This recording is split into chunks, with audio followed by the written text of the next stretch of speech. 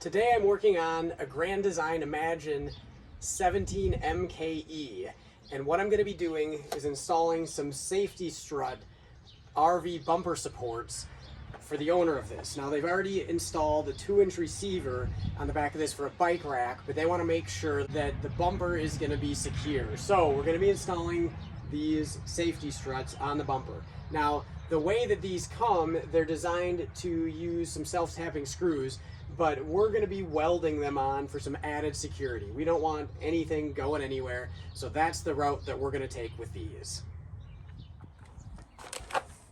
So we're going to open these up, see what we have in here. So not a whole lot. There's a couple of these in here, along with the instructions and general information, and a couple little pamphlets and a sticker. So let's unwrap this.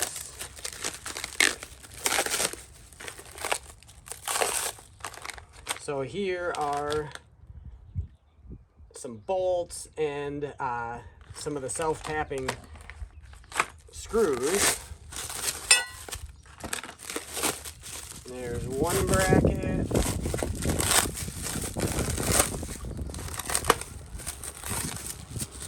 And there is the second.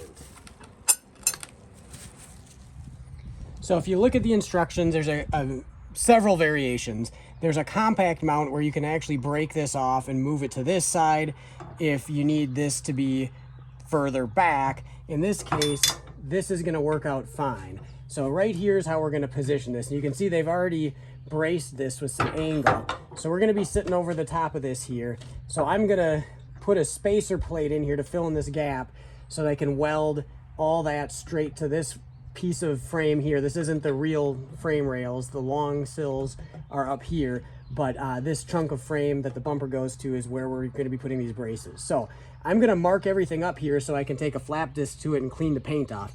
So I'm going to do that with a paint pen and trace everything around, drop this down, clean up the paint off of this where we're going to weld, and clean up the paint off of the camper where we're going to weld.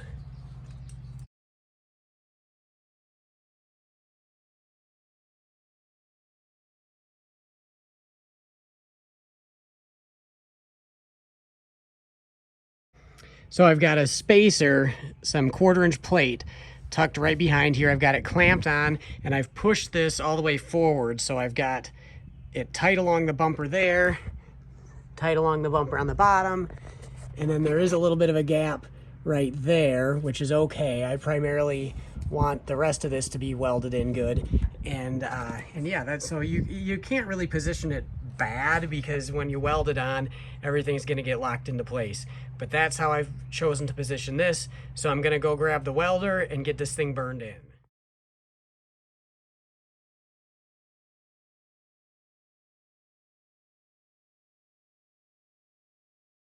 So here we go.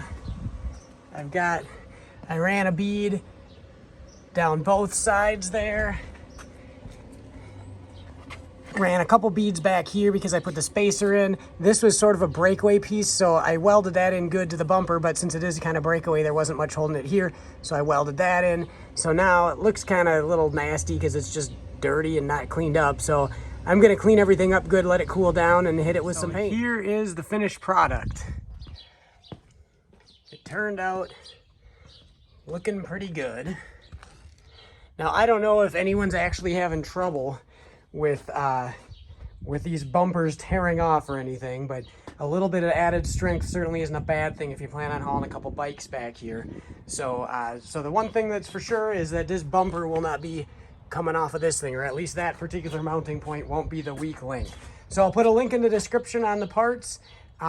So yeah, hope this helped with maybe a possible alternative to just screwing them in, because I feel like just screwing them in probably isn't going to get you nearly the strength that welding them on like this is. Of course, if you don't have a welder, this isn't an option, but it gives you some more ideas on it.